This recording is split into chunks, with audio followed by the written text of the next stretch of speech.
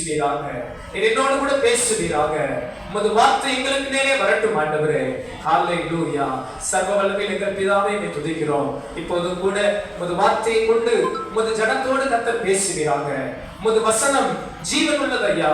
உமது வசனம் வல்லமை உள்ளது ஆண்டவரே. எங்கள் ஒவ்வொருவரோடு கூட உமது வார்த்தை இடைப்படட்டும். கேட்கிற உள்ளங்களை பலப்படுத்தும். கேட்கிற உள்ளங்களை ஆண்டவரே ஊன்ற கட்டும். கேட்கிற உள்ளங்களை இன்னும் உமக்குள்ளே வல்லமையாய் பெருகச் செய்யும். மகிமைகள் விளங்கட்டும். அடியனை மறைத்துக் கொண்டு நீர் வெளிப்படும். இயேசுவின் நாமத்தில் ஜெபிக்கிறேன் நல்ல பிதாவே, ஆமென். இன்னும் ஒரு அல்லேலூயா சொல்லலாமா? அல்லேலூயா. நாம் எல்லாரும் எடுத்து வாசிப்போம். நமது வேத புத்தகத்திலே என்னோடு கூட ஒரு வேத பகுதியை திருப்பி சேர்ந்து வாசிக்க உங்களை உற்சாகப்படுத்துகிறேன். இந்த மாதத்தின் வாக்குத்தத்த வார்த்தையானது பிலிப்பியர் 4ஆம் அதிகாரம் 4ஆம் வசனத்தை நாம் சேர்ந்து வாசிக்கலாம். பிலிப்பியர் 4ஆம் அதிகாரம் 4ஆம் வசனம். புதிய ஏற்பாட்டிலே பக்கம் 273வது பக்கம். எல்லாரும் சேர்ந்து வாசிக்கலாமா? பிலிப்பியர் 4ஆம் அதிகாரம் 4ஆம் வசனம். கர்த்தருக்குள் எப்பொழுதும் சந்தோஷமாயிருங்கள், சந்தோஷமாயிருங்கள் என்று மறுபடியும் சொல்லுகிறேன். அல்லேலூயா. எப்பொழுதும் சந்தோஷமாயிருங்கள். எத்தனை பேர் அந்த மகிழ்ச்சியா ஏற்றுக்கொள்கிறீர்கள்? என்ன வந்தாலும் சொல்லுங்க பார்க்கலாம். என்ன வந்தாலும் எந்த சூழ்நிலையிலும் கர்த்தருக்குள் மனமகிழ்ச்சியா இருக்க கர்த்தர் நமக்கு உதவி செய்வாராக. ஆண்டவருக்குள் நாம் மகிழ்ச்சியா இருக்கும்போது, ஆண்டவருக்குள் நாம் சந்தோஷமா இருக்கும்போது கர்த்தர் நம்மை கைவிட மாட்டார். இந்த காலை நேரத்திலே ஆவியானவர் உங்களோடு கூட சில வார்த்தைகளை உங்களோடு பேச என்னை முந்தி தள்ளினார். நாம் எத்தனையோ காரியத்தில் சந்தோஷப்படுவது உண்டு, எத்தனையோ காரியத்தில் மகிழ்ச்சி அடைவது உண்டு. வேதத்தின் அடிப்படையில் சில காரியத்தில் கர்த்தர் சித்தமான இந்த மாதம் முழுவதும் நாம் வேதத்தின் அடிப்படையில் எந்தெந்த காரியத்துக்கெல்லாம் சந்தோஷமா இருக்கலாம் என்கிற காரியத்தை உங்களோடு கூட பகிர்ந்து கொள்ள கர்த்தர் எனக்கு உதவி செய்வாராக. முதல் ஒரு காரியம், முதல் வாரமே ஒரு காரியத்தை நான் சொல்ல போகிறேன். உங்களுக்கு இதை ஏற்றுக்கொள்ள முடியுமா என்று தெரியவில்லை. இதை கேட்கும் போது நிச்சயமாய் நீங்கள் ஏற்றுக்கொள்வீர்கள் என்று நம்புகிறேன். ஏனென்றால் இந்த உலகம் இதை ஏற்றுக்கொள்வதில்லை, ஆனால் தேவ பிள்ளைகள் இதை ஏற்றுக்கொள்கிறார்கள். எடுத்து வாசிக்கலாமா? 2 கொரிந்தியர் 9ஆம் அதிகாரம் 7ஆம் வசனத்தை நாம் வாசிக்கலாமாக. 2 கொரிந்தியர் 9ஆம் அதிகாரம் 7ஆம் வசனத்தை நாம் வாசிக்கலாம்.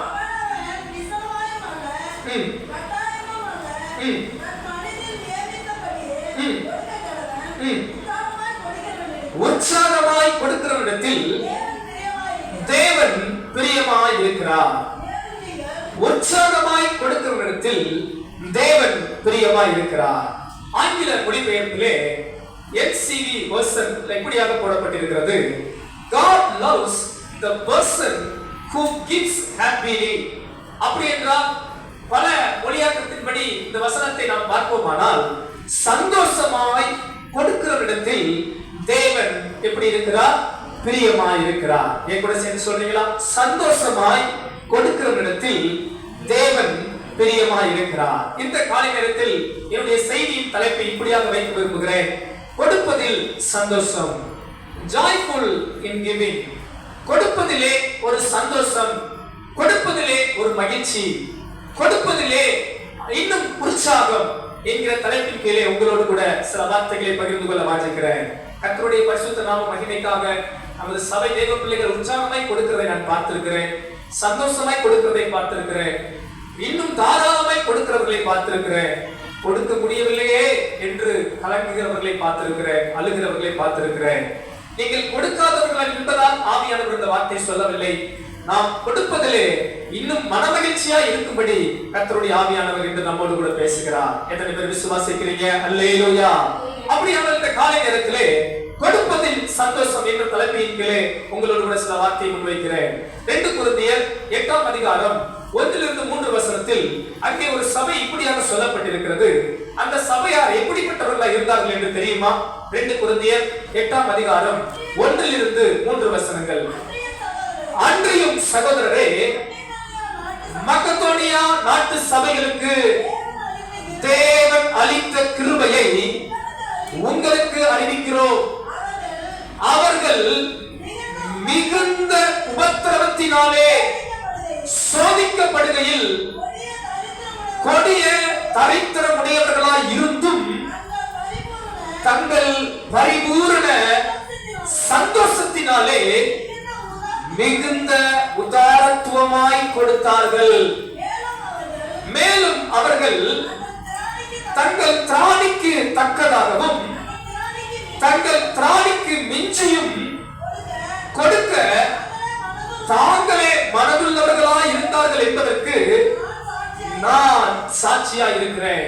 அப்போஸ்தலனாகிய பவுல் மக்கதோனியா நாட்டு சபைகளை குறித்து ஒரு சாட்சி சொல்கிறார்.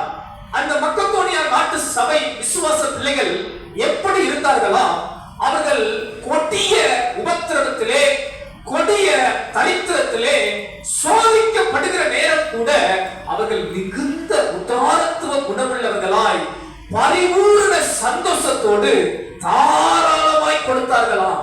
மிகுந்த சந்தோஷத்தோடு, மிகுந்த உதாரத்துவ குணத்தோடு அவர்கள் தாராளமாய் கொடுத்தார்களாம். அது மட்டுமல்ல, வேதம் அந்த நாட்டு சபை மக்களை குறித்து ஒரு சாட்சி சொல்கிறது. அவர்கள் திராணிக்கு தக்கதாகவும் திராணிக்கு மிஞ்சியும் கொடுத்தார்களாம். கரம் உயர்த்தி ஒரு அல்லேலூயா சொல்லுவோமா? அல்லேலூயா. என்னுடைய ஜெபம், என்னுடைய விசுவாசம் மக்கதோனியா நாட்டுக்கு தேவன் அளித்த கிருபையை நம் ஒவ்வொருவருக்கும் கொடுப்பாராக. நம்மை மிகுந்த உதாரத்துவ குணமுள்ளவர்களாய், மிகுந்த தாராள குணமுள்ளவர்களாய், மிகுந்த கொடுப்பதிலே சந்தோஷ குணமுள்ளவர்களாய் கர்த்தர் நம்மை வைப்பாராக. கரம் உயர்த்தி ஒரு அல்லேலூயா சொல்லலாமா? அல்லேலூயா. அன்பானவர்களே, வேதம் முழுவதும் நீங்கள் பார்ப்பீர்களானால் கொடுப்பதை குறித்து மிக நேர்த்தியாய் வேதம் சொல்லியிருக்கிறது. வேதத்தை நீங்கள் சரியாய் புரிந்து கொள்ள சில காரியங்களை உங்களுக்கு சொல்லிக் கொடுக்கிறேன். அன்பானவர்களே, வேதத்தின் முதல் பகுதி நியாயப்பிரமாணத்துக்கு முந்தின காலம். அது இப்படியும் சொல்லுவார்கள், மனசாட்சியின் காலம். ஏனென்றால் அந்த காலத்தில் சட்ட திட்டங்கள் இல்லை.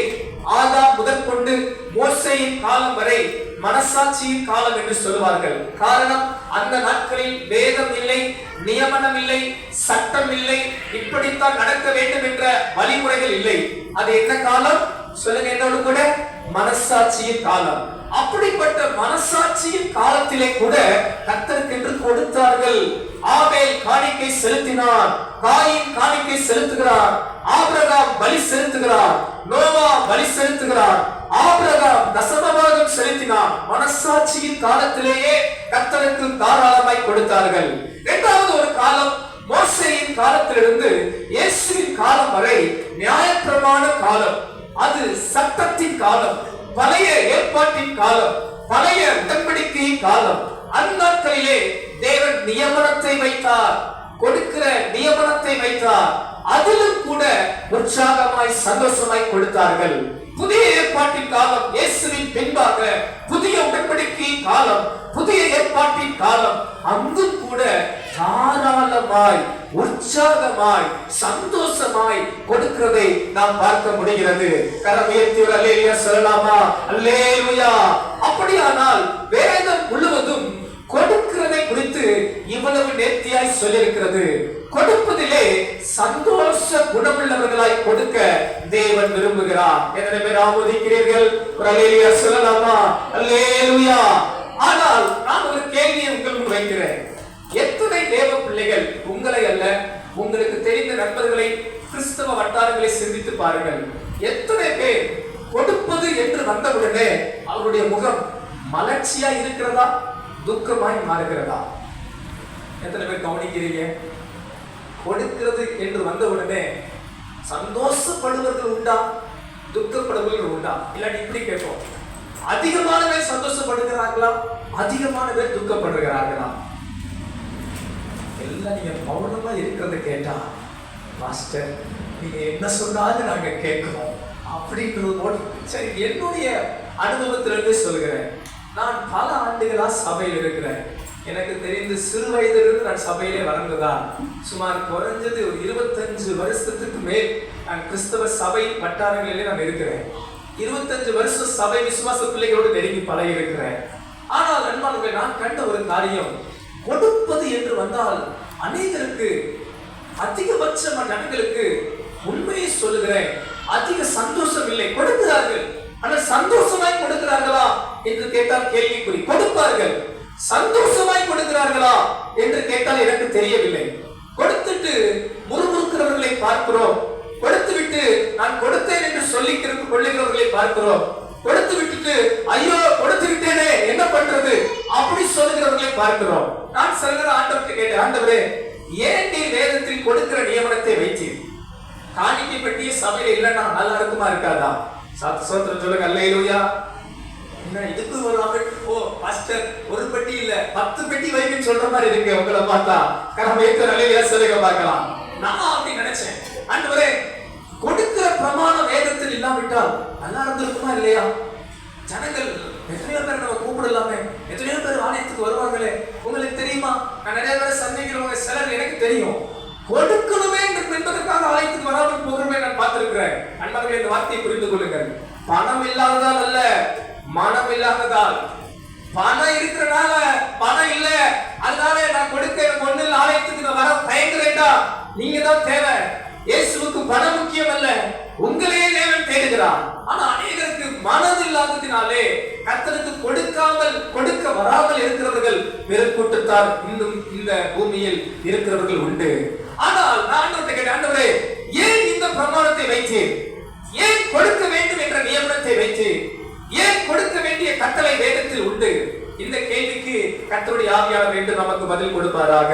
இந்த காலை நேரத்திலே why God command us to give, ஏன் தேவன் கொடுக்கும் கட்டளையை வேதத்தில் வைத்தார் என்ற தலைப்பின் கீழே ஒரு 3 காரியங்களை உங்கள் முன் வைக்கிறேன். நிச்சயமாக நான் விசுவாசிக்கிறேன், இந்த சத்தியம் உங்களை கொடுப்பதில் சந்தோஷப்பட வைக்கும், கொடுப்பதில் உற்சாகமடைய வைக்கும், கொடுப்பதில் இன்னும் உங்களை மேன்மையடை வைக்கும், கொடுக்கிற விஷயத்தில் இன்னும் உங்க காணிக்கை ஒரு உகந்த காணிக்கையாய் சுகந்த பலியாய் தேவனுக்கு முன்பாக நிறுத்தும் என்பதில் சந்தேகம் இல்லை. கேட்க வாஞ்சையுள்ளவர்கள் கரம் உயர்த்தி சொல்லலாமா?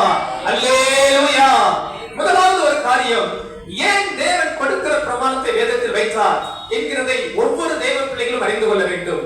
ஒவ்வொரு தேவ பிள்ளைகளும் ஏன் கர்த்தர் அவருக்கென்று கொடுக்க வேண்டும், அவருக்கென்று காணிக்கை செலுத்த வேண்டும், அவருக்கென்று நீங்கள் ஒரு தசம பாகத்தையோ இல்ல ஏதோ ஒன்றை கர்த்தருக்கு கொடுக்க வேண்டும் என்ற பிரமாணத்தை வைத்தார் என்பதை புரிந்து கொள்வது ரொம்ப முக்கியம்.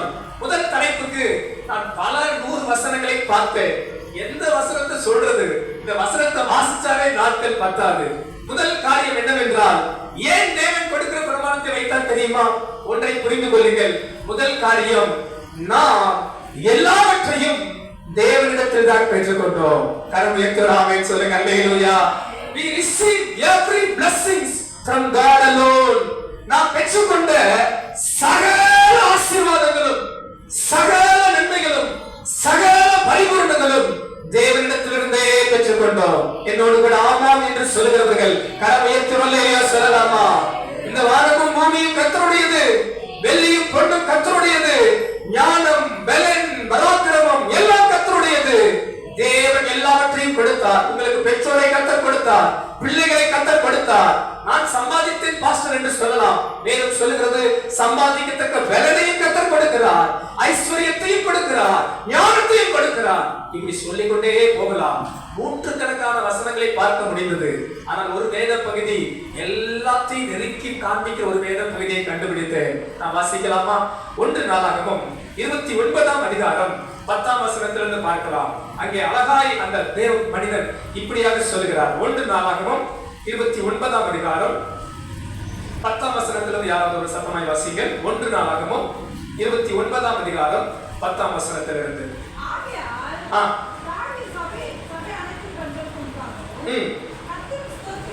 கர்த்தருக்கு ஸ்தோத்திரம் செலுத்தி எங்கள் தகப்பனாகிய இஸ்ரவேலின் தேவனாகிய கர்த்தாவே, சதா காலங்களிலும் தேவனுக்கு ஸ்தோத்திரம் உண்டாவதாக. இந்த வார்த்தையை நன்றாய் கவனியுங்கள். வேதம் வைத்திருக்கிறவர்கள் என்னோடு கூட திருப்பிக் கொள்ளுங்கள். 542ஆம் பக்கம்.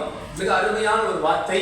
அந்த தாவீது ராஜா சொல்லுகிறான். ஏதோ ஒரு நாட்டின் வேலை செய்கிற சாதாரண மனிதன் அல்ல, ஒரு ராஜா சொல்லுகிற வார்த்தையை கவனியுங்கள். 11ஆம் வசனம்.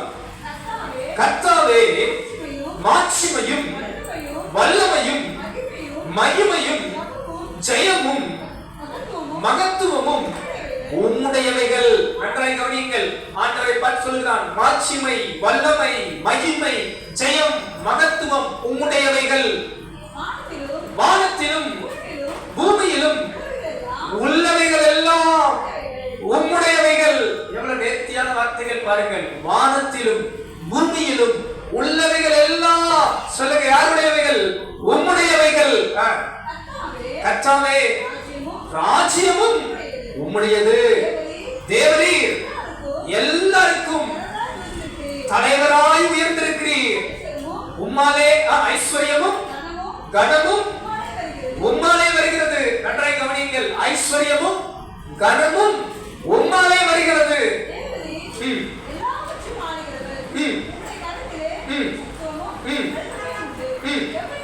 எவரையும் மேன்மைப்படுத்தவும் பலப்படுத்தவும் உம்முடைய கரத்தினாலே ஆகும்.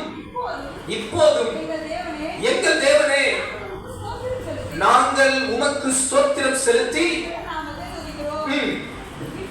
இப்படி மனப்பூர்வமாய் கொடுக்கும் திராணி உண்டாவதற்கு நான் எம்மாத்திரம், என் ஜனங்கள் எம்மாத்திரம், எல்லாம் உம்மாலே உண்டானது. இந்த வார்த்தையை எல்லாரும் வேதத்தில் அடிக்கோடி போட்டுக் கொள்ளுங்கள். உமது கரத்திலே வாங்கி உமக்கு கொடுத்தோம். எல்லாரும் இந்த வார்த்தையை கவனிக்கிறீர்களா? என்னோட சேர்ந்து நீங்க இந்த வார்த்தையை சொல்ல முடியுமா? உமது கரத்திலே வாங்கி உமக்கு கொடுத்தோம். எங்களோட சேர்ந்து சொல்லுங்க பார்க்கலாம் சத்தமா. உமது கரத்திலே வாங்கி உமக்கு கொடுத்தோம். கரம் உயர்த்தி அல்லேலூயா சொல்லுங்க பார்க்கலாம். தாவீது ராஜா பெரிய ராஜாங்க உடையவன். ஆலயத்தை கட்டுவதற்கு நீங்க முந்தின அதிகாரங்கள் எல்லாம் வாசித்து பாருங்கள். எத்தனையோ நிறை தாளந்து பொன்னை சேர்த்து வைத்து எவ்வளவோ கோடிகளை கொடுத்து விட்டு அவன் சொல்லுகிறான், எல்லாம் உம்முடையது ஆண்டவரே, உங்க கரத்தில் வாங்கி உமக்கு தருகிறேன். ஒரு ஆமென் சொல்லலாமா? அல்லேலூயா. அன்பானவர்களே, நாம் கொடுப்பதிலே சந்தோஷம் உடையவர்களாய் இருக்க வேண்டுமானால், நாம் கொடுப்பதிலே எப்போது சந்தோஷம் உடையவர்களாய் மாற முடியும் என்று கேட்பீர்களானால், நமது சிந்தை கொடுக்கிற காரியம் என்று வரும்போது, என் தேவன் எனக்கு எல்லாவற்றையும் தந்தார், அவர் கரத்திலே நான் வாங்கி அவருக்கு என்று கொடுக்கிறேன் என்ற சிந்தை ஒரு தேவ பிள்ளைக்கு வருமானால், நாம் கொடுப்பதிலே சந்தோஷம் உள்ளவர்களாய் மாற முடியும். விசுவாசிக்கிறவங்க கரம் உயர்த்தி அல்லேலூயா சொல்லலாமா? பாருங்க, இவங்க சந்தோஷமாய் கொடுத்தார்களா? இவர்கள் கொடுத்த அளவு ரொம்ப உண்டு. இந்த வாசித்தால் நேரம் பத்தாது. அவர்கள் எவ்வளவு கொடுத்தார்கள்? தாவீது கொடுத்ததே வாசித்தால் நேரம் கொள்ளாது. இவர்கள் எப்படி கொடுத்தார்கள் தெரியுமா? இதே அதிகாரத்தில் பாருங்கள், 9ஆம் வசனம் இப்படியாக சொல்கிறது, இப்படி மனப்பூர்வமாக கொடுத்ததற்காக ஜனங்கள் சந்தோஷப்பட்டார்கள். தாவீது ராஜாவும் மிகவும் சந்தோஷப்பட்டான். பாருங்கள், சந்தோஷமாய் இஸ்ரவேல் ஜனங்கள் கொடுத்தார்கள். தாவீது ராஜா சந்தோஷமாய் கொடுத்தார். என்ன காரணம்? என்ன, எப்படி இவர்களால் கொடுக்க முடிந்தது? எப்படி இவர்களுக்கு இப்படி சந்தோஷமாய் கொடுக்க முடிந்தது என்று கேட்டால், அவர்கள் அதை அறிந்திருந்தார்கள். எல்லாம் என் தேவனுடையது, என் தேவன் கரத்தில் வாங்கி என் தேவனுக்கு கொடுக்கிறேன். ஆனபடியால் நான் கொடுப்பதில் சந்தோஷமா இருக்கிறேன். கரம் உயர்த்தி அல்லேலூயா சொல்லுங்க. அல்லேலூயா. ஏன் கொடுக்கிற பிரமாணத்தை தேவன் வைத்தார்? இதை எல்லாம் நாம் கர்த்தரிடத்தில் வாங்கி இருக்கிறோம் என்பதை நாம் அறிந்து கொள்ள வேண்டும். நாம் கொடுக்கும் போது, காணிக்கை செலுத்த பலிபீடத்துக்கு வரும்போது, காணிக்கை பெட்டி அருகே வரும்போது, நாம் கர்த்தருக்கு கொடுக்கும் போது, ஆண்டவரே, இந்த பணம், இந்த வருமானம், இந்த சம்பாத்தியம், இந்த பலன், இந்த ஆசீர்வாதம் தேவன் எனக்கு நீ தந்தது ஆண்டவரே. ஆதலால் உம்மிடத்தில் வாங்கி நான் உமக்கு கொடுக்கிறேன் என்ற எண்ணத்தோடு கொடுக்கும் போது, நாம் மன மகிழ்ச்சியோடு, முக மலர்ச்சியோடு கர்த்தருக்கு கொடுக்க முடியும். கரம் உயர்த்தி அல்லேலூயா சொல்லுங்க பார்க்கலாம். அல்லேலூயா. நமக்கு எல்லாம் கொடுத்த தேவனுக்கு நாம் கொடுப்பது எதை காண்பிக்கிறது என்றால், நன்றியை காண்பிக்கிறது. We are thankful to God. When we give to God, we are thankful to God. ஆண்டவருக்கு நன்றி செலுத்துவதை காண்பிக்கிறது. ஆண்டவர் மீது அன்புள்ளதை காண்பிக்கிறது. கர்த்தரை ஆராதிப்பதை காண்பிக்கிறது. கர்த்தர் என்னை ஆசீர்வதித்திருக்கிறார், அந்த ஆசீர்வாதத்திலிருந்து கொடுக்கிறேன் என்பதை காண்பிக்கிறது. வேதத்தில் பார்க்கிறோம், வாங்குவதை பார்க்கிலும் கொடுப்பது பாக்கியம். ஆசீர்வாதத்திலிருந்து நான் கொடுக்கிறேன் என்று வெளிப்பாடாய் இருக்கிறது. அது மட்டும் அல்ல, இந்த பணம் பொருளை நான் நம்பி இல்லை, நான் கர்த்தரை நம்பி இருக்கிறேன், நான் கர்த்தரை சார்ந்திருக்கிறேன் என்பதை காண்பிக்கிறது. எத்தனை பேர் ஆமென் சொல்ல முடியும்? அல்லேலூயா. சத்தம் உயர்த்தி ஆமென் சொல்லலாமா? அல்லேலூயா. இது எல்லாம் தேவன் எனக்கு தந்தது என்று நாம் விசுவாசிப்போமானால், அப்படி நாம் நம்புவோமானால் கர்த்தருக்கு கொடுக்க முடியும். பாருங்க, சிலர் பணத்தை நம்பி இருப்பார்கள். அவர்களுக்கு கர்த்தருக்கு கொடுப்பது ரொம்ப கூடாத காரியம். வேதத்தில் பார்க்கிறோம், ஐஸ்வர்யவானை பார்த்து ஆண்டவர் சொன்னார். அவன் கேட்டான், ஆண்டவரே, நான் பூரண புருஷனாய் மாறுவதற்கு என்ன செய்ய வேண்டும்? கற்பனைகளை கைக்கொள் என்று சொன்னவுடனே அவன் சொல்லுகிறான், என் சிறு வயதிலிருந்து நான் எல்லா கற்பனைகளையும் கைக்கொள்கிறேன். ஆண்டவர் அவனை பார்த்து சொன்னார், ஓ, உன் ஆஸ்திகளை விற்று தரித்திரத்துக்கு கொடுத்து விட்டு என்னை பின்பற்றி வா. கேட்டோடனே அவனுக்கு உள்ள உடஞ்சிருச்சு. சோத்திரம். வேதம் சொல்லுகிறது, அவன் மிகுந்த ஆஸ்தி உள்ளவனா இருந்தான். அதனால அவனுக்கு மனசு இல்ல. அவன் துக்கமுகமாய் திரும்பி போய்விட்டான். துக்கமுகமாய் திரும்பி போய்விட்டான் என்று வேதம் சொல்லுகிறது. ஆனால் பாருங்க, அதே சமயம் இயேசுவை பின்பற்றின பலர் எத்தனையோ காரியங்களை விட்டு வந்தார்கள். பேதுரு, யோவான் படகை, தகப்பனை, தாயை விட்டார்கள். அப்போஸ்தலனாகிய பவுல் லாபமானதை எல்லாம் நஷ்டமாய் கருதினான். இப்படி எத்தனையோ பேர் கர்த்தருக்காக தியாகமாய் விட்டவர்கள் உண்டு. அவர்கள் அதிகம் பெற்றுக் கொண்டார்கள். அன்பானவர்களே, கர்த்தருக்கு கொடுப்பதிலே நாம் எப்போது சந்தோஷம் அடைய முடியும்? ஏன் தேவன் கொடுக்கிற பிரமாணத்தை வைத்தார்? முதலாவது காரியம், நாம் எல்லாம் கர்த்தரிடத்தில் பெற்றுக்கொண்டோம். எத்தனை பேர் ஆமென் சொல்றீங்க? இந்த ஜீவனை யார்கிட்ட தான் பெற்றுக்கொண்டோம்? சொல்லுங்க, கர்த்தரிடத்தில் பெற்றுக்கொண்டோம். கரமையத்து அல்லேலூயா சொல்லலாமா? அல்லேலூயா. ஒரு முறை ஒரு முதியவர் மருத்துவமனையில் இருந்து டிஸ்சார்ஜ் ஆகும்போது அவருக்கு கொடுக்கப்பட்ட மெடிக்கல் பில்லை பார்த்துட்டு ஓட அழ ஆரம்பித்து விட்டார். டாக்டருக்கு ஒரு மாதிரி ஆயிடுச்சு. ஐயோ, பில்லு கட்டுறதுக்கு காசு இல்லை போல, நிறைய பில்லு போட்டுட்டோம் போல, அதனால பில்லை பார்த்துட்டு அழுகிறாரோ அப்படின்னு. ஐயா, ஏன் ஐயா அழுகிறீங்க? அழாதீங்க, அழாதீங்க, அழாதீங்க. என்னாச்சு? அவருக்கு 75 வயசு இருக்கும். ஏன் அழுகிறீங்க அப்படின்னு. அழாதீங்க, கதை தொடச்சிட்டு என்ன பிரச்சனை சொல்லுங்க, ஏதாவது உங்களுக்கு பில்லை குறைக்கணுமா, இல்லை என்ன பண்ணணும் சொல்லுங்க அப்படின்னு. இல்லைங்கய்யா, நீங்க உங்க பில்லை பார்த்தேன், நான் ஒரு 3 நாள் ஐசியூல இருந்தேன், எனக்கு 3 நாள் ஆக்சிஜன் வச்சதுக்கே எனக்கு 8000 பில்லை போட்டிருக்கிறீங்க. 75 வருஷம் எனக்கு ஆண்டவர் என்ன கொடுத்திருக்கிறார்? நான் சுவாசிக்கிற காற்றை ஃப்ரீயா அவனுக்காக கொடுத்தார். நான் அவருக்கு இந்த 75 வருஷத்துக்கு நான் பணம் கொடுக்கணும்டா. சோத்திரம். என் சொத்து என்ன, என் ஆஸ்தி என்ன, எதை கொடுத்தாலும் தாங்க முடியாது. எல்லாம் உம்மிடத்திலிருந்து நான் பெற்றுக்கொள்கிறேன். இந்த காலை நேரத்தில் அன்பானவர்களே, நீங்க எவ்வளவு கொடுக்குறீங்கன்னு முக்கியம் இல்லை. நீங்க கர்த்தருக்கு கொடுக்கும் போது சந்தோஷ மனதோடு கொடுக்கிறோமா? அப்படி கொடுத்து நமது சிந்தை மாற வேண்டுமானா இந்த ஒரு பிரதான சத்தியத்தை நாம் புரிந்து கொள்ள வேண்டும். ஏன் வேதத்தில் தேவன் கொடுக்கிற பிரின்சிபலை வைத்தார், கொடுக்கிற திட்டத்தை வைத்தார்? நாம் எல்லாவற்றையும் அவர் கரத்திலிருந்து பெற்றுக்கொண்டோம். ஆதலால் சந்தோஷ மனதோடு கொடுக்க நாம் சித்தமுள்ளவர்களாக இருக்க வேண்டும். கரமையத்து அல்லேலூயா சொல்லலாம். அல்லேலூயா. சில நேரங்கள்ல இவ்வளவு கொடுக்கிறதா பாஸ்டர், அவ்வளவு கொடுக்கிறதா பாஸ்டர், எவ்வளவு கொடுக்கிறது, என்ன கொடுக்கிறது என்று பல தேவ பிள்ளைகள் குழம்புவதை பார்த்திருக்கிறேன். என்னைய கேட்டா, உங்க எல்லாத்தையும் கொடுக்க நீங்க மனதுள்ளவங்களா இருக்கணும். இயேசு சொன்னார், என்ன சொன்னார் தெரியுமா? என்னுடையவைகள் எல்லாம் உம்முடையவைகள். எத்தனை பேர் ஆமென் சொல்றீங்க? அல்லேலூயா. கர்த்தருடைய ராஜ்யத்துக்கு என்று நீங்கள் எவ்வளவு கொடுத்தாலும் அது அது ஒரு திருப்தி அல்ல, அது அது அதுக்கு ஈடு அல்ல, அது அதுக்கு நிகர் அல்ல. எத்தனை பேர் ஆமென் சொல்றீங்க? அல்லேலூயா. நல்லா புரிஞ்சுக்கங்க. எல்லாம் அவற்றைதான் வாங்கணும். அவற்றை கொடுக்கும் போது மட்டும் என்ன பார்க்கிறோம்? கணக்கு பார்க்கிறோம். அல்லேலூயா. எப்படி இருக்கும் யோசிச்சு பாருங்க. பிராக்டிக்கலா உங்ககிட்ட இருந்து நான் 50,000 வாங்கிட்டு உங்ககிட்ட இருந்து எவ்வளவு வாங்குறேன், 5,000 வாங்கிட்டேன்னு வச்சுக்கோங்களேன். 50 ரூபா கொடுக்க நான் யோசிச்சா எப்படி இருக்கும்? நீங்க என்னை என்ன நினைப்பீங்க என்னை பார்க்கும்போது? சோத்திரம். அல்லேலூயா. கர்த்தாவே சோத்திரம். நான் தனியா சொல்லுங்க, இப்ப சொல்லிடாதீங்க, ரொம்ப அவமானமா ஆயிரும் எனக்கு. ஆமென். அன்பானவர்களே, முதல் சத்தியம், எல்லாம் கர்த்தரிடத்தில் வாங்கினோம். எனக்கு நல்லா ஞாபகம் இருக்கு. ஒரு நாள் நான் வாலிப நாட்கள் அப்ப நான் வேலை செஞ்ச காலம். அப்ப கர்த்தருக்கு கொடுக்கும்படி நினைக்கும் போது ஒரு மாதம் முழு சம்பளத்தை நான் கர்த்தருக்கு கொடுக்கிறேன். ஆண்டவரே, நான் முழு சம்பளத்தை நான் கர்த்தருக்கு கொடுத்த ஞாபகம் வருகிறது. அன்பானவர்களே, நம்ம எல்லாம் கர்த்தரிடத்துல பெற்றுக்கொள்கிறோம் என்ற எண்ணம் நமக்கு வந்துட்டா, நம்ம கொடுப்பதில்ல. கொஞ்சம் கொடுத்தாலும், நிறைய கொடுத்தாலும், எவ்வளவு கொடுத்தாலும் அப்படி முகம் சந்தோஷமா இருக்கும். கரம் உயர்த்தி அல்லேலூயா சொல்லலாம். அல்லேலூயா. எத்தனை பேர் புரிந்து கொண்டீர்கள்? ஆமென் சொல்லுங்க. அல்லேலூயா. பக்கத்துல பார்த்து சிரிச்சுக்கிட்டே சொல்லுங்க, உங்களுக்கு எல்லாம் கர்த்தர் கொடுத்திருக்கிறார், இனியும் கொடுப்பார். அல்லேலூயா. இரண்டாவது காரியம் பார்க்கலாம். நாம் ஏன் கொடுக்கிற பிரின்சிபலை தேவன் வைத்தார்? எடுத்து வாசிங்க. கலாத்தியர் 6ஆம் அதிகாரம் 6வது வசனத்தை பார்க்கலாமாக. கலாத்தியர் 6ஆம் அதிகாரம் 6வது வசனத்தை நாம் பார்க்கலாம். சீக்கிரமா வாசிங்க.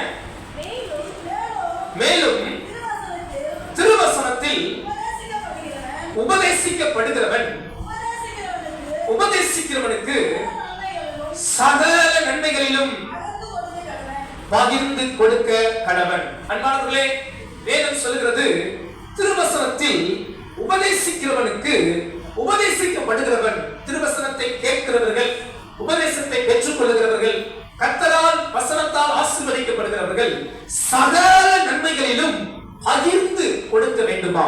இன்னொரு வசனத்தை கூட வாசிக்கலாம். 1 தீமோத்தேயு 6ஆம் அதிகாரம் 17, 18 வசனங்களை வாசியுங்கள்.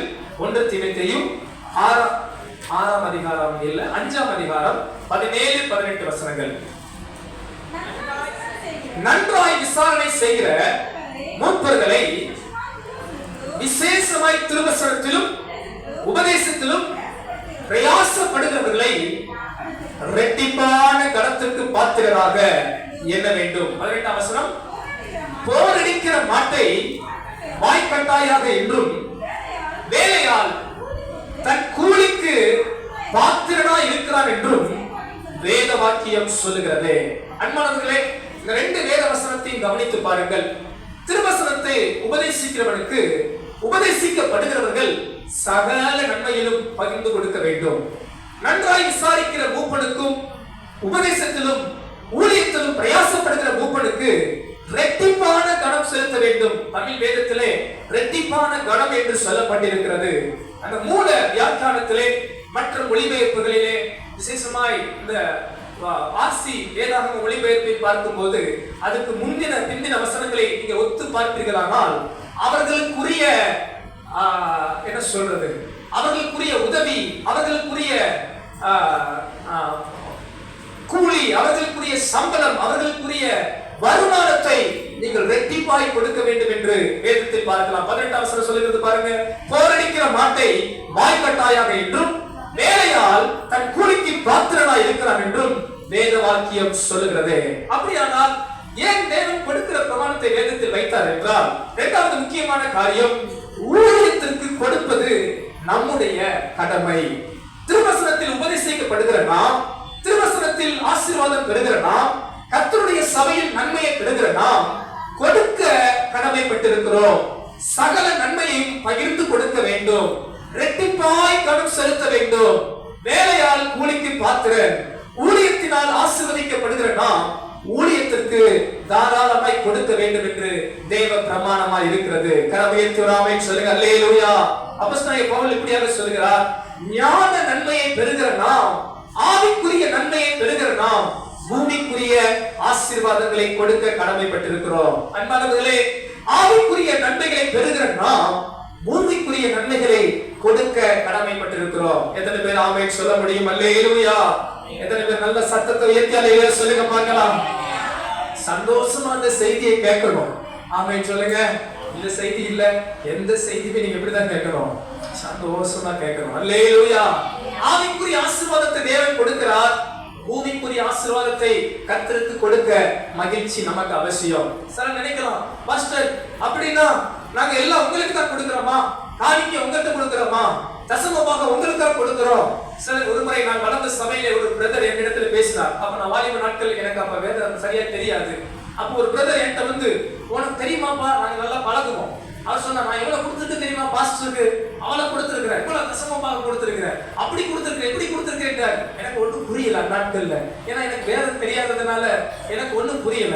இங்க இருக்கிற தெய்வ பிள்ளைகளுக்கு தாழ்மையாய் சொல்லுகிறேன், நீங்கள் சகல நன்மையை பகிர்ந்து கொடுக்கும் போது, ஊழியத்துக்கு கொடுக்கும் போது, ஊழியருக்கு கொடுக்கும் போது, ஏதோ பாஸ்டருக்கு கொடுக்கிறேன், அவருக்கு கொடுக்கிறேன், அவருக்கு பெட்ரோல் கூட கொடுக்கிறேன், அவருக்கு சாப்பிட கொடுக்கிறேன், அவருக்கு அதை கொடுக்கிறேன், இதை கொடுக்கிறேன் எண்ணத்துல கொடுக்காதீங்க.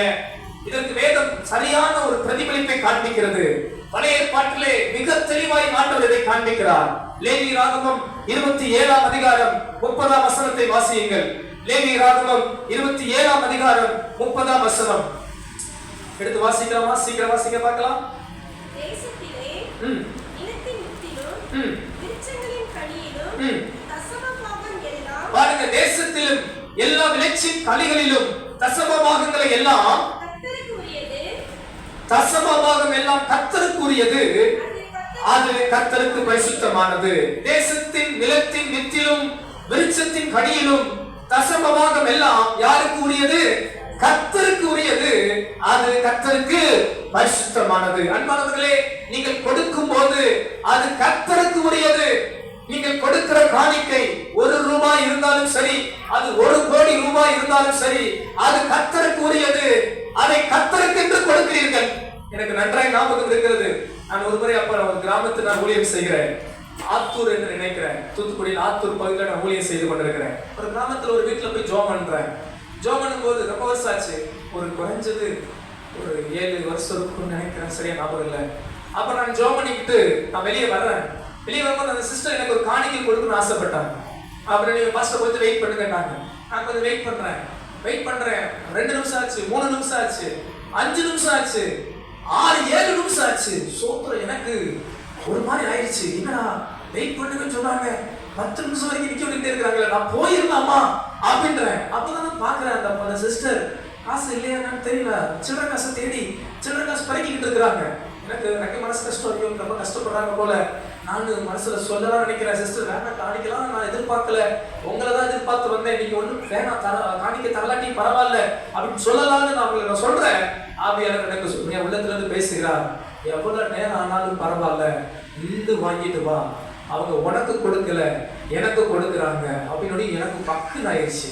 நான் அப்படியே சில மாதிரி நின்றுட்டேன். நான் அதுக்கடுத்தும் அந்த சிஸ்டர் எனக்கு 10 நிமிஷம் டிலே பண்ணாங்க. எப்படி இருக்கு யோசிச்சு பாருங்க. நான் நின்றதுக்கு அப்புறம் 10 நிமிஷம் அவங்க கடைசியா ஒரு சில்லறை காசா கையில கொடுத்தாங்க. அவங்க நான் நினைக்கிறேன் 10 ரூபாய் கொடுக்கணும்னு பிரயாசப்பட்டாங்க. என் வீட்டுல வந்து பண்ணா எனக்கு தெரிஞ்சிச்சு 9 ரூபாய் காயிட்டு இருந்துச்சு.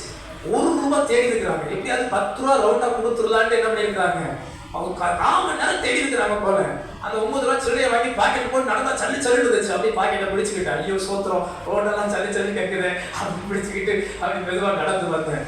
ஏன் இதை சொல்றேன்னா, நீங்கள் கொடுப்பது கர்த்தருக்குரியது. பாஸ்டருக்கு கொடுக்கல, இல்ல பாஸ்டருக்கு கொடுக்கல, இல்ல ஏதோ அவங்களுக்கு கொடுத்த இவங்களுக்கு கொடுத்த எண்ணம் அல்ல, அது கர்த்தருக்கு என்றே கொடுக்கிறோம்.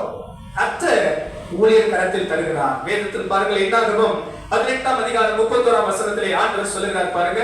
என்னாகமம் 18ஆம் அதிகாரம் 31ஆம் வசனத்திலே வாசியுங்கள்.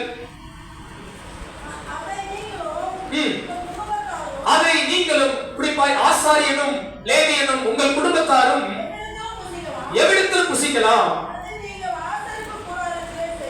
அது நீங்கள் ஆசாரிப்பு கூடாரத்திலே செய்யும் பணிவிடைக்கு ஈடாக உங்கள் சம்பளம். ஆண்டவர் அதை ஊழியனுக்கு சம்பளமாய் கொடுக்கிறார். அன்பானவர்களே, நீங்கள் கொடுப்பது கர்த்தருக்கு, கர்த்தர் அதை ஊழியன் கரத்தில் கொடுக்கிறார். அப்படியானால் நம் சிந்தையிலே என்ன வேண்டும், நான் கர்த்தருக்கு கொடுக்கிறேன், நான் தேவராஜ்யத்துக்கு கொடுக்கிறேன், நான் தேவனுடைய பணிகள் நிறைவேறும்படி கொடுக்கிறேன் என்ற சிந்தை நமக்கு வருமானால் கர்த்தர் நம்மை ஆசீர்வதிப்பாராக.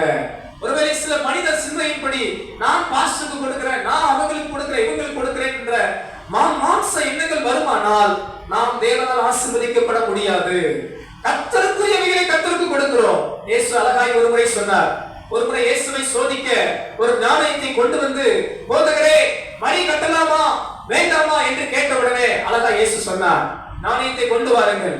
அதில் என்ன உருவம் பொறிக்கப்பட்டிருக்கிறது? ராயனுடைய உருவம். அப்படியானால் ராயனுக்குரியதை ராயனுக்கு செலுத்துங்கள், தேவனுக்குரியதை தேவனுக்கு செலுத்துங்கள். கரவையில் தள்ளிலே சொல்லலாமா? ஏன் தேவன் கொடுக்கிற பிரமாணத்தை வைத்தார்? ஊழியத்திற்கு கொடுப்பது நம் கடமை. அதை கர்த்தருக்கென்றே நாம் கொடுக்கிறோம். அதை கர்த்தர் ஊழியனுக்கு கொடுக்கிறார். ஏனென்றால் ஏன் இதை நான் அழுத்தம் திருத்தமாக சொல்கிறேன் என்றால், இன்னைக்கு அநேக தேவ பிள்ளைகள் நான் முறுமுறுக்கிறதை நான் பார்த்ததுண்டு. நம்முடைய சபையில் அல்ல, சிலர் பல இடங்களிலே முறுமுறுக்கிறதை நான் பார்த்திருக்கிறேன். சிலர் சொல்லுவார்கள், எங்க காணிக்கையில பாஸ்டர் கார் வாங்கிட்டார், எங்க காணிக்கையில பாஸ்டர் இடம் வாங்கி வீடு கட்டிட்டார், எங்க காணிக்கையில பாஸ்டர் பணக்காரரா இருக்கிறார். சோத்ரம், எனக்கு காரும் இல்ல, எனக்கு இடம் வாங்கி வீடும் இல்ல, ஆனா கர்த்தர் எனக்கு தருவார் விசுவாசிக்கிறேன். அல்லேலூயா. கரமேந்தி சொல்லுங்க அல்லேலூயா. சிலர் அப்படி சொல்வதை நான் பார்த்திருக்கிறேன். தவறான எண்ணம், மாம்ச சிந்தை. இது அவர்கள் கொடுப்பதிலே சந்தோஷமாய் கொடுக்கவில்லை, வேதத்தின்படி கொடுக்கவில்லை. அவர்கள் கர்த்தருக்கு என்று கொடுத்திருப்பார்கள், ஆனால் இந்த எண்ணம் அவர்களுக்கு வந்திருக்காது. அவர்களை கணக்கு கேட்பது கர்த்தர். ஆனால் கொடுக்கும் போது கர்த்தருக்கு என்று கொடுப்போமானால் கர்த்தர் நம்மை ஆசீர்வதிக்க உண்மையுள்ளவராய் இருக்கிறார். எத்தனை பேர் ஆமென் சொல்ல முடியும்? அல்லேலூயா. எத்தனை பேர் சந்தோஷமா சொல்லுங்க அல்லேலூயா. நீங்க கொடுக்கும் போது யாருக்கு கொடுக்க போறீங்க? அவ்வளவுதான். கர்த்தர் பார்க்கிறார். நான் எந்த விசுவாசி எவ்வளவு காணிக்க கொடுக்குறான்னு என் மைண்ட்ல வைக்க மாட்டேன். நீங்க சோத்திரம். அல்லேலூயா. எத்தனை பேர் புரிஞ்சுக்கிட்டீங்க? கொடுத்தாலும் கர்த்தருக்கு, கொடுக்கலனாலும் கர்த்தருக்கு. சோத்திரம். கடமையை தலையில சொருக பார்க்கலாம். அல்லேலூயா. அப்படிப்பட்ட சிந்தை நமக்கு இருக்குமானால் நாம் கர்த்தருடைய ஊழியத்துக்கு சந்தோஷமாய் கொடுக்க முடியும். நான் என் ஊழியத்துல அப்போஸ்தலனாகிய பவுல் போல சில காரியங்களை நான் மனதில் வாஞ்சிக்கிற காரியம் என்ன தெரியுமா? நான் பணத்தை அல்ல, ஜனங்களை அதிகம் நேசிக்கிறேன். நான் உங்களுக்கானவர்கள் அல்ல, உங்களை அதிகம் நேசிக்கிறேன். அப்போஸ்தலனாகிய பவுல் அதை அழகாய் சொல்லுவார். 2 கொரிந்தியர் 12ஆம் அதிகாரம் 14-15 வசனங்களை பாருங்கள். 2 கொரிந்தியர் 12ஆம் அதிகாரம் 14-15 வசனங்களை. இதோ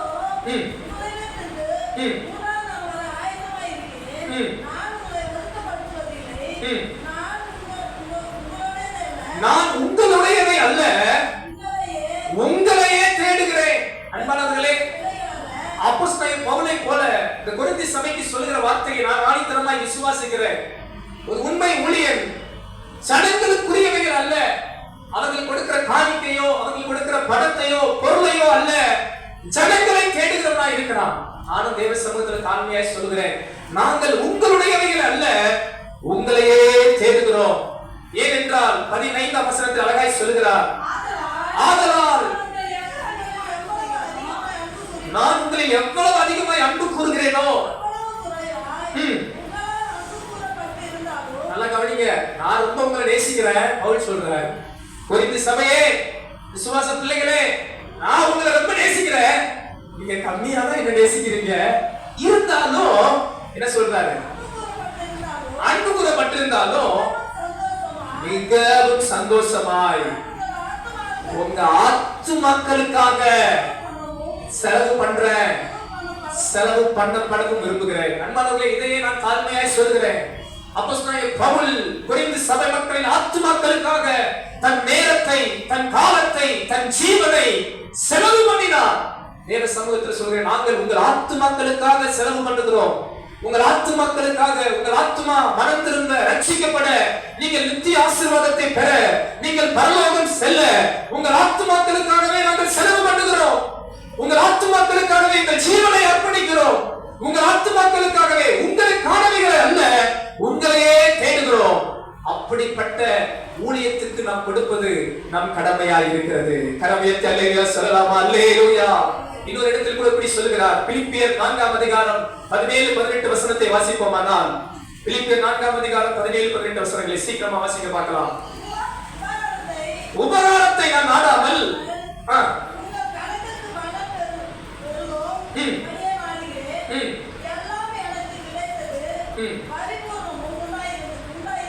போதுமானது. பவுல் சொல்லுகிறார் பாருங்கள், உபகாரத்தை நான் நாடவில்லை, உங்கள் கணக்குக்கு பலன் பெருகும்படி நாடுகிறேன். அன்பானவர்களே, இந்த காலை நேரத்தில் இந்த சத்தியத்தை உங்களுக்கு சொல்லிக் கொடுக்கிற நோக்கம் ஏதோ இந்த வார்த்தையை கேட்டுவிட்டு நீங்கள் அதிகம் காணிக்கை கொடுப்பீர்கள் என்பதற்கு அல்ல, உங்கள் கணக்கு பெருகுவதற்கு, உங்கள் பலன் தேவராஜ்யத்தில் பெருகுவதையே நாங்கள் வாஞ்சிக்கிறோம். நீங்கள் கொடுக்கும் போது மாம்ச இனத்தின்படி அல்ல, சந்தோஷத்தோடு கர்த்தருக்கு கொடுக்கிறவர்களாய் நம்மை கர்த்தர் வைப்பாராக. பாஸ்டர், நான் அப்படிதான் இருக்க போகிறேன்னு சொல்லுகிறவர்கள் கரம் உயர்த்தி அல்லேலூயா சொல்லலாமா? அல்லேலூயா. அப்போஸ்தலனாகிய பவுலை போல உங்கள் உபகாரத்தை நாங்கள் நாடவில்லை, உங்கள் கணக்கு பெருகும்படி, உங்களுக்கு ஆசீர்வாதம் பெருகும்படி, நீங்கள் பரலோக நன்மையை பெற்றுக் கொள்ளும்படி நாங்கள் மனதார வாஞ்சிக்கிறோம். அப்படியானால் ஏன் தேவன் கொடுக்கிற பிரமாணத்தை வைத்தார்? ஊழியத்திற்கு கொடுப்பது ஒவ்வொரு விசுவாச பிள்ளைகளின் கடமையாய் காணப்படுகிறது. அன்பானவர்களே, ஒரு சம்பவத்தை சொல்லுகிறேன். ஒரு சின்ன சிறுவன் ஒரு ஏரியாவில் வாழ்ந்து கொண்டிருந்தார். அவருக்கு படிக்க முடியவில்லை, படிக்க பண வசதி இல்லை. அப்போது அந்த தெருவில் இருந்த ஒருவர் அவரை படிக்க வைக்க பல முயற்சி எடுத்தாராம். பல முயற்சி எடுத்து அவரை படிக்க வைத்ததும் இல்லாமல் அவருக்கு பள்ளி கட்டணம் கட்டி, டியூஷன் ஃபீஸ் கட்டி, இப்படி பல காரியங்களை முன்னேற்றி செய்து அவரை வாலிப நாட்கள் வரைக்கும் படிக்க வைத்தாராம். காலங்கள் கடந்தது. அந்த படிக்க வைத்த நபர் வெளியூர் மாறி போய்விட்டார். எங்கேயோ ஒரு ஊர்ல அவருடைய சொந்தக்காரர்கள் இருந்துதான் போய் கடந்து விட்டார். இப்படி காலங்கள் கடந்தது. இந்த படித்த வாலிபனும் அப்படியே படித்து முன்னேற ஆரம்பித்தான். அவன் பெருகினான், நல்ல திறமையுள்ளவனாய் மாறினான். பிரகாசமான எதிர்காலங்கள் அவனுக்கு திறந்த வாசல் போல் இருந்தது. ஒரு நாள் இவனை படிக்க வைத்த அந்த ஐயா வயதாகி ஒரு இடத்தில் இடம் வாங்கி பயங்கர பிரச்சனை. அந்த இடத்துக்கு பட்டா கிடைக்கவில்லை. அந்த இடத்துக்கு அவருடைய இடத்தில் பயங்கர சண்டைகள், போராட்டங்கள். ஊர் தலைவர்கள் ஒத்து வரவில்லை. அங்க இருக்கிற தாசில்தார் விலகி போகவில்லை. பட்டா தொல்லை, நான் கலெக்டரை சந்திக்க போகிறேன் என்று வேகமாக கலெக்டர் ஆபீஸ்க்கு போய் பல நாட்களாக காத்திருந்து கலெக்டர் இல்லையே என்று காத்துக் கொண்டிருந்தார். ஒரு நாள் கலெக்டரை சந்திக்க வாய்ப்பு கிடைத்தது. நேரா போய் அந்த கலெக்டர் இடத்துல மனு கொடுத்தார். அந்த கலெக்டர் இவரை பார்த்தோன்னே கண்டுபிடித்து விட்டார். என் சிறு வயதில் என்னை படிக்க வைத்த ஐயா இவர்தான். எந்த ஒரு சிறு பிள்ளையை இவர் படிக்க வைத்தாரோ இன்றைக்கு கலெக்டர் ஸ்தானத்தில் அவர் அமர்ந்திருக்கிறார். ஆனா அந்த ஐயாவுக்கு தெரியல இவர்தான் நம்ம படிக்க வைத்த நபர் என்று. இவர் வாங்கி பார்த்துட்டு அந்த ஐயாவை கையோட கூப்பிட்டு தனது வாகனத்தில் ஏற்றி நேரா அந்த ஊருக்கு வந்து இவரே விஓவை பார்த்து தாசில்தாரை பார்த்து கையெழுத்து வாங்கி அன்றைக்கு மாலையே பட்டாவை கையில் கொடுத்தாராம். இந்த ஐயாவுக்கு தூக்கி வாரி போட்டுருச்சு. பல ஆண்டுகள் போராட்டம், பல நாட்களாக இந்த சதையை நான் போராடி கொண்டிருந்தேன். அவரை பார்த்து கேட்டாராம், என்ன எனக்கு ஒரே நாள வாங்கி கொடுத்துட்டீங்க, இப்படி ஒரு கலெக்டர் இருப்பாங்களா, ஏன் எனக்கு இதை செஞ்சீங்க அப்படின்னு சொல்லும்போது அந்த ஐயாட்ட அப்பதான் சொன்னாராம், ஐயா என்னை ஒரு நாள் நீங்க சிறு வயதிலே நான் படிக்க வழி இல்லாத போது நீங்கள் தான் என்னை படிக்க வைத்தீர்கள், நீங்கள் தான் எனக்கு இவ்வளவு தூரம் முன்னேறுவதற்கு எனக்கு உதவி செய்தீர்கள், அந்த நன்றி நான் மறக்கலாமா, உங்களுக்கு இதை செய்வது என் பிரதான கடமை அல்லவா என்று சொல்லி அந்த ஐயாவை கட்டி அணைத்தானாம். அன்பானவர்களே, இந்த காலை நேரத்தில் யோசித்து பாருங்கள். உலகத்தில் இருக்கிற உலக நன்மையை பெற்றுக் கொள்ளுகிற சாதாரண மனிதர்களே எவ்வளவு பொறுப்புள்ளவர்களாய், எவ்வளவு கடமை உள்ளவர்களாய், எவ்வளவு உண்மை உள்ளவர்களாய் தங்களுடைய பணியை செய்கிறார்கள். இந்த காலை நேரத்தில் ஆவிக்குரிய பிள்ளைகள் நாம், நித்திய ராஜ்யத்தை சுதந்திரிக்க போகிற நாம், நித்திய ஆசீர்வாதங்களை பெற்றுக் கொள்ளுகிற போகிற நாம், நித்திய ஜீவனுக்கு என்று தெரிந்து கொள்ளப்பட்ட நாம், இந்த பூமியில் நித்தியத்துக்கு நம்மை உருவாக்குகிற ஊழியத்துக்கும் தேவராஜ்யத்துக்கும் எவ்வளவு அதிகமாய் கொடுத்தாலும் அது மிகையாகாது. கரங்களை உயர்த்தி ஆமென் சொல்லலாமா? அல்லேலூயா. அப்படியான ஊழியத்துக்கு கொடுப்பது என்பது நமது கடமை. நம் சபைக்கு கொடுப்பது நமது கடமை. சபையின் பணிகள் தேவைகளுக்கு கொடுப்பது நமது கடமை. நீங்க யாராவது சில நான் சொல்றத பார்த்திருக்கிறேன். அன்றுவரே சிலர் சொல்லுவாங்க, சில சபைகளை நான் கேள்விப்பட்டிருக்கிறேன், எங்க பாஸ்டர் என்ன பண்றான்னு தெரியல, எங்க பாஸ்டர் யாராவது கொடுத்தா நல்லா இருக்கும், அவங்க கொடுத்தா நல்லா இருக்கும், இவங்க கொடுத்தா நல்லா இருக்கும், அவங்க செஞ்சா நல்லா இருக்கும், இவங்க செஞ்சா நல்லா இருக்கும்னு சொல்லுவாங்க. எனக்கு வரும், நான் அவங்ககிட்ட கேட்கலாம் நடப்பேன். உங்க வீட்டு கரண்ட் பில்ல பக்கத்து வீட்டுக்காரங்க கொடுத்து கட்டுங்கன்னு சொல்லுவீங்களா? நம்ம உட்கார்ந்து கரண்ட் போட்டு டிவி போட்டு பார்த்துட்டு நம்ம எல்லாம் பண்ணிட்டு பில்லை யார்கிட்ட கொடுப்போம்? பக்கத்து வீட்டுக்காரங்க கொடுப்போமா? என்ன உண்மையை பாக்குறீங்க? அது போலதான் நமது சபையின் தேவைகள், நமது சபையின் ஊழியங்கள், நமது சபையின் காரியத்தை பொறுப்படுத்தி செய்வது நம் கடமை. கடமையை சொல்லலாமா? எத்தனை பேர் ஆமோதிக்கிறீங்க? ஆமோதிக்கிறவங்க அல்லேலூயா சொல்லலாமா?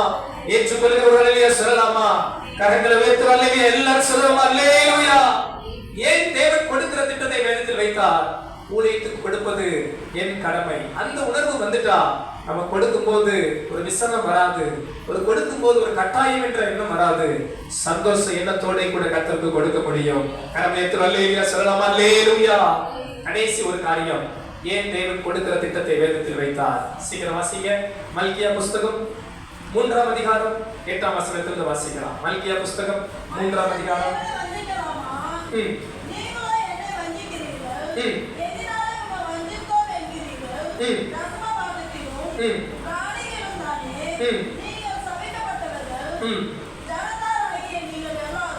ஆண்டவர் இஸ்ரவேல் ஜனங்களை பார்த்து சொல்கிறார், ஏன் நீங்கள் வஞ்சித்தீர்கள்?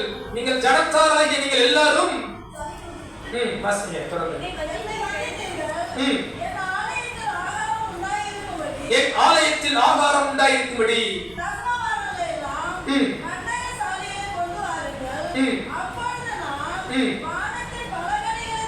வானத்தின் பலகணிகளை திறந்து இடம் கொள்ளாமல் போக மட்டும் உங்கள் மேல் ஆசீர்வாதத்தை வர்ஷிக்க மாட்டேனோ என்று அதனால் என்னை சோதித்து பாருங்கள் என்று சேனைகளின் கர்த்தர் சொல்கிறார். அன்பானவர்களே, 3வது காரியம், ஏன் தேவன் இந்த திட்டத்தை வைத்தார் தெரியுமா?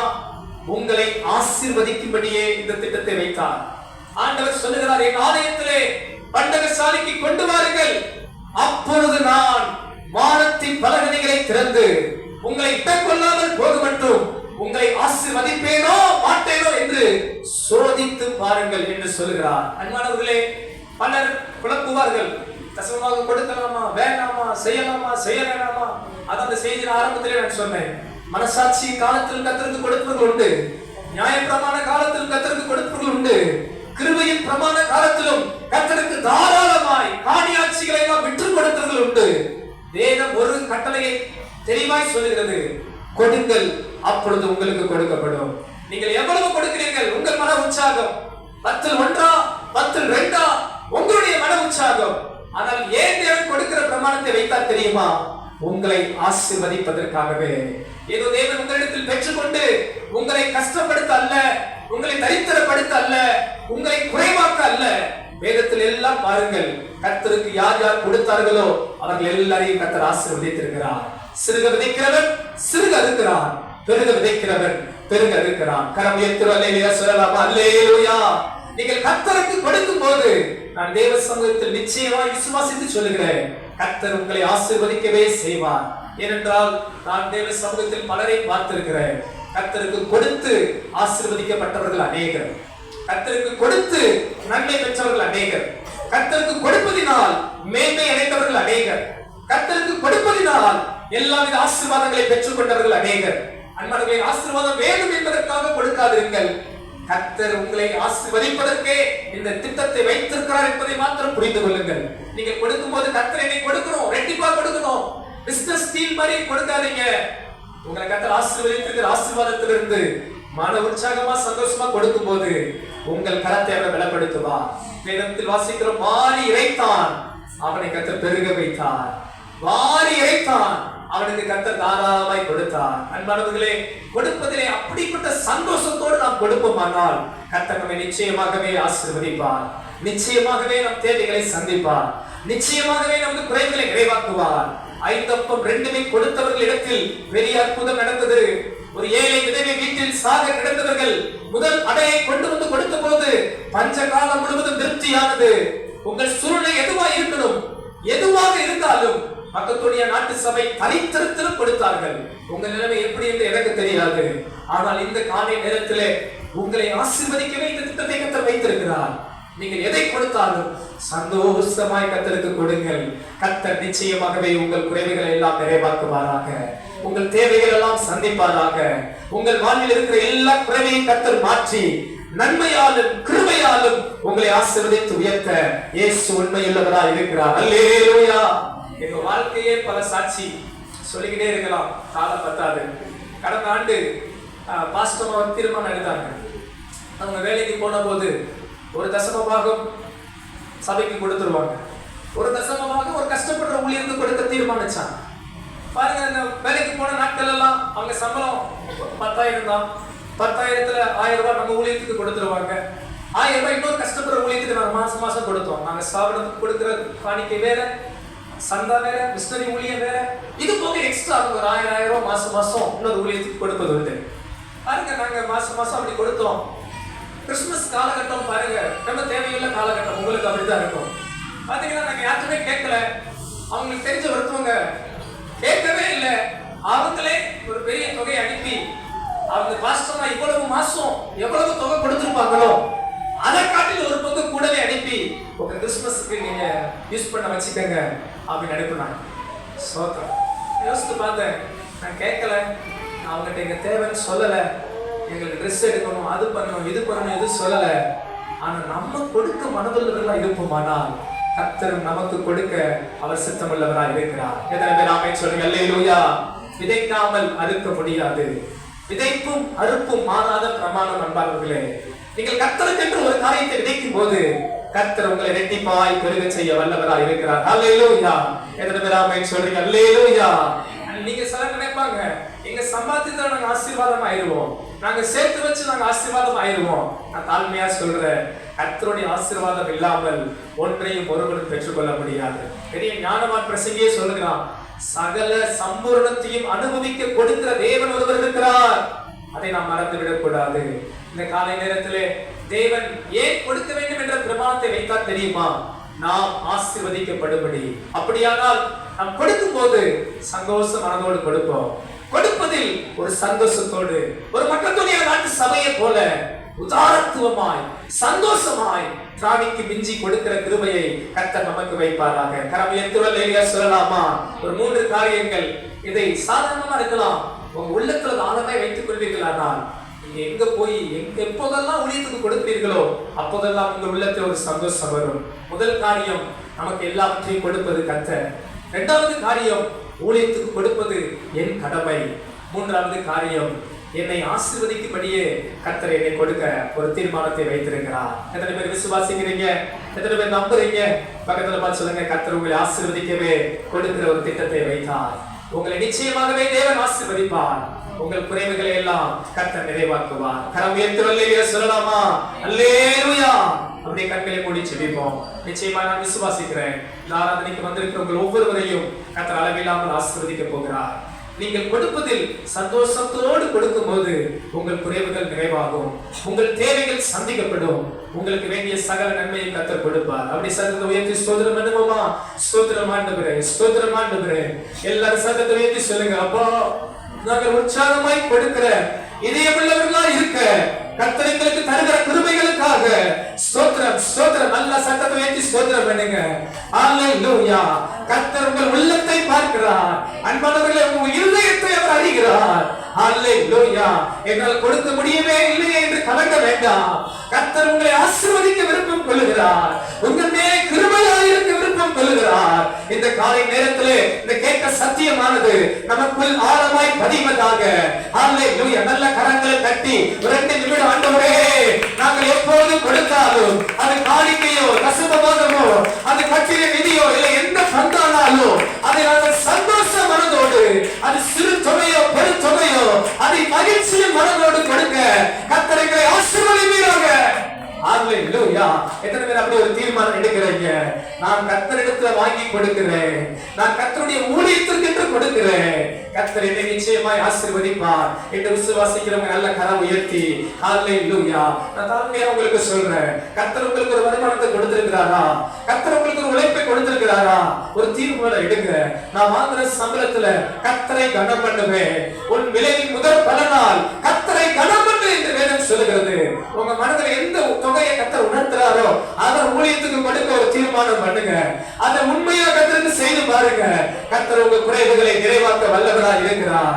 அவர் உங்களோடு கூட இருப்பார். உங்களை இன்னும் மேலும் பெருக செய்ய இயேசு போதுமானவராய் இருக்கிறார். அல்லேலூயா, அல்லேலூயா. நன்றி தகப்பனே. சர்வ வல்லமையுள்ள எங்கள் பிதாவே, உம்மை துதிக்கிறேன் ஐயா. இந்த நாளில் உமது வார்த்தையின்படியே உமது பிள்ளைகளை ஆசீர்வதிக்கிறேன் ஆண்டவரே. உமது பிரியம் உமது பிள்ளைகளோடு இருப்பதாக, எப்போது சந்தோஷமாய் இருப்பார்களாக, விசேஷமாய் கொடுப்பதிலே சந்தோஷ மனதோடு கொடுப்பார்களாக. நாங்கள் உலக மனிதர்களை போல அல்ல, மாம்சமான சிந்தைகள் அல்ல, கர்த்தருடைய வார்த்தையின்படி கர்த்தருடைய சிந்தையின்படி நாங்கள் கொடுக்கிற இதயமுடையவர்களாய் எப்போது கொடுக்க எங்களுக்கு உதவி செய்யும் ஐயா. கேட்ட பிள்ளைகளை ஆசீர்வதியும். இங்கு யாராவது பொருளாதாரத்தில் குறைவோடு இருப்பார்களானால் இயேசுவின் நாமத்துல எல்லா பொருளாதார குறைவுகளும் மாறட்டும் ஆண்டவரே. கடன் நெருக்கடிகள் மாறட்டும் ஆண்டவரே. குறைவுகளை எல்லாம் இயேசு நிறைவாக்குவீராக. கர்த்தர் அப்படி செய்ய போகிறபடியால் உமக்கே ஸ்தோத்திரம். நல்ல மீண்டும் ஒரு விசை கரங்களை தட்டி கர்த்தரை ஸ்தோத்திரம் பண்ணுவோமா? ஸ்தோத்திரம் ஆண்டவரே, நன்றி ஆண்டவரே, உம்மை ஸ்தோத்திரிக்கிறோம் ஐயா. உமக்கே மகிமை செலுத்துகிறேன். இயேசுவின் நாமத்தில் ஜெபிக்கிறேன். ஜெபம் கேளும் ஜீவனுள்ள நல்ல பிதாவே. ஆமென், ஆமென், ஆமென். அல்லேலூயா. பக்கத்துல பார்த்து சொல்லுங்க, கர்த்தருக்குள் எப்பொழுதும் சந்தோஷமாயிருங்கள், சந்தோஷமாயிருங்கள் என்று மறுபடியும் உங்களுக்கு சொல்கிறேன். ஆமென்.